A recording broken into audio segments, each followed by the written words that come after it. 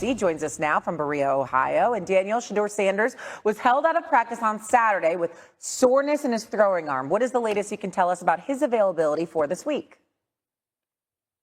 Yeah, Sanders spoke to reporters not too long ago and said he's all good after being held out of team drills for arm soreness. He said that he's perfectly fine. It was just a little bit of him adjusting to the practice cadence. Sometimes he's going in hot, getting a lot of reps. Sometimes he's not. He said he's looking forward to joint practices with the Carolina Panthers on Wednesday, as well as getting his first taste of NFL action, real NFL action in the preseason opener on Friday. And that's really important for Sanders, who notably is the only healthy quarterback in Berea who hasn't received first-team reps with the offense. Interesting. So that first preseason game is probably going to tell us a little something about these quarterbacks. Meanwhile, we've got Kenny Pickett. He was limited in practice this past week due to a hamstring injury. So these quarterbacks a little banged up here, Daniel. What is the latest with Pickett?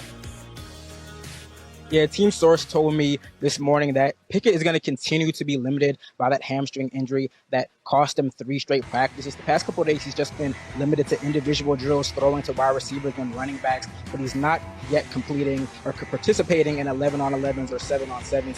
Pickett actually spoke a couple of days ago, and he was very transparent and honest about what this injury is doing to him in this competition. He said, "You're always losing ground when you're not in that competition. Keep in mind, Pickett has been splitting first-team reps with Joe Flacco, so he's firmly in that quarterback race, but he's limited right now." Okay, so he's splitting first-team reps with Joe Flacco, and there are these 4 quarterbacks in this very crowded quarterback room, and with the first preseason game coming up, is there like a 1, 2, 3, 4? Is there an order at all to this? Well, if you ask head coach Kevin Stefanski, they're still a ways away from establishing a depth chart, but there has been a hierarchy in terms of the practice reps. When we go out here and watch these practices, we're seeing Joe Flacco, Kenny Pickett, and a little bit of Dillon Gabriel split first-team reps. Shedeur Sanders has continued to lead the backup units, but again, they're still very early in this process, and we want to evaluate all these quarterbacks in different circumstances. Interesting. Having them healthy will probably help too. Daniel, we appreciate it. Thank you. All right, we are exactly 1 month away from week 1, September 4th. Eagles are going to host the Cowboys, and the Eagles wrapped up practice actually this morning. Philly, by the way, refusing to call themselves the defending champs, rather that they have to prove it again. According to ESPN Analytics, the Eagles have the highest chance to win the Super Bowl at 10.9%. However, they are followed closely by the Chiefs, Bills, Ravens, all with a 9% chance or better. I don't know that that's super surprising. Excited to be joined by Sam Achu again. And look, the Eagles look to be dangerous, of course. I feel like when we talk about any football team this upcoming season, Eagles are at the top of our mind. Do you have any concern, though, that maybe there's this Super Bowl hangover for the Philadelphia Eagles?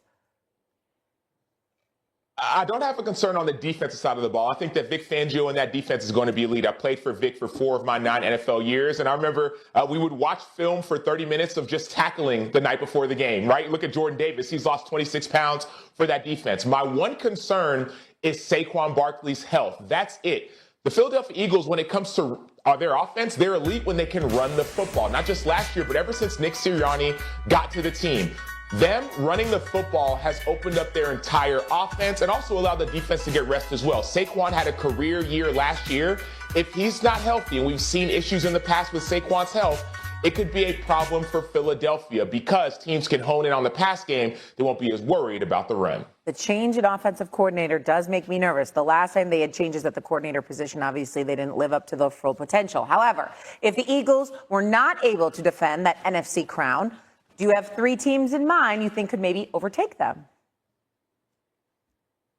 The first one I would say would be the LA Rams. And the reason why is Matthew Stafford going on year 17 at quarterback. He has seen it all. We saw him take his team to the playoffs last year. We saw Matthew Stafford year after year not just get better, but stay consistent. No, by the way, the defense has some dogs as well. And so if anyone can match Vic Fangio and his schemes and the way he likes to disguise, it would be Matthew Stafford, Devontae Adams, the new addition, Puka Nacua. That's why I say the Rams. Number 2, give me the Tampa Bay Buccaneers, another team that has a top 5 offense. Well, let's go Commanders, right? Let's go Commanders, right? Let's go Commanders. Jayden Daniels, a team that played the Eagles last year in the playoffs, and they weren't able to make the plays when it mattered. You saw Philly force fumbles. You saw Philly make the plays when they needed to make them, and unfortunately, the Commanders weren't able to. I think that the Commanders are going to use that chip on their shoulder to try and prove a point. Not only is Jayden Daniels there, they have a new left tackle in town as well. And oh, by the way, Deebo Samuel is now a Commander. And last but not least, the last team I would say is the Tampa Bay Buccaneers. The reason why is their offense. Number one, yes, Baker Mayfield is playing like a top quarterback in the NFL. They also had a top 5 offense last year. They added Emeka Egbuka in the draft. If you listen to anyone who's watching the Bucs or talking about the Bucs, there's a high level of excitement with him. Chris Godwin when healthy, Mike Evans. So you have an offensive powerhouse. And oh, by the way, Todd Bowles is still one of the brightest defensive minds in all of football. He knows how to slow down that Philadelphia offense. So those are my 3 teams in no specific order. You know what's crazy, Sam? I feel like we forget about the Buccaneers. They've just quietly won the NFC South 4 years in a row. There's so much consistency with that roster. Like, there's not a lot of battles going on position-wise. I actually like the call on the Bucs. They're just flying under the radar, ready to take on the Eagles. Sam? So what exactly do you make of the Cowboys' urgency level regarding Parsons? Yeah, it certainly doesn't seem very high from Jerry Jones' point of view. It's certainly not as high as everybody else wants it to be. Jerry is a guy that just a year ago said he was glad CeeDee Lamb wasn't here in training camp so he wouldn't get hurt. Now, Micah is here. He is attending meetings. He has been on the practice field. He's not done anything. But in Jerry's mind, this is all part of the negotiation, and he enjoys the drama, enjoys the story, enjoys us talking about it. And we're in a situation now where we'll see when the team and the agent eventually get together. But Jerry dropped a hint on Saturday as to the deal that he believes he and Micah agreed to in March when he mentioned guaranteeing somebody close to $200 million. Now, he didn't get into the exact details of the rest of the deal, but when he throws that figure out, Jerry says he reached. Believe me, I reached, he said.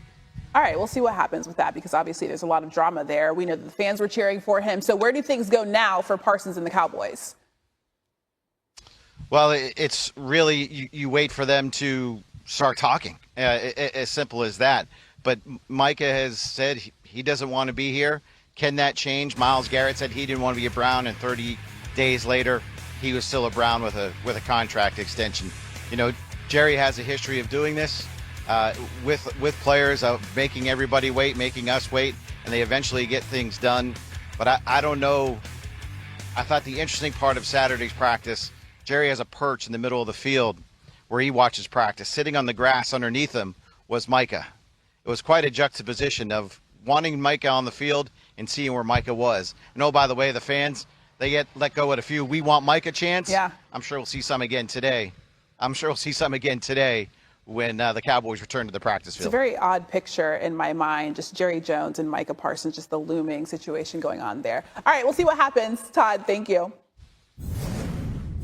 Sam Macho now joins us here on SportsCenter. And Sam, we've obviously seen this song and dance with the Cowboys and star players. You've been on teams where there's been holdouts to some star players before. And so at what point does this whole situation with Micah Parsons become a distraction?